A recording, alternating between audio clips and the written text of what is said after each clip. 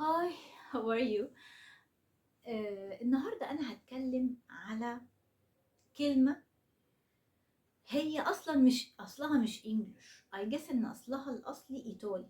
أوكي، ولكن أنا بسمعها بتتنطق غلط كتير بالعربي والله وبالإنجلش، بس يعني بالذات بالعربي. أوكي، وهي البيتزا. عارفين البيتزا؟ بصوا يا جماعة، في ناس بتنطقها، أنا مش عارفة أقول، مش عارفة أنطقها. بيتزا بيتزا. أوكي، الكلام ده غلط. هي نطقها الصح بيتزا، كأن في الزين دي كأنها تي اس. ليه بقى؟ لأن فعلا حرف الزي في I guess حرف الزي يس في الإيطاليان لانجوج بيتنطق تي اس، وهي أصل البيتزا إيطالي. يعني هم I guess إن هو إيطاليا هم أصل الأكلة، فهي الأكلة اسمها إيطالي أصلا و this is the يعني the original name.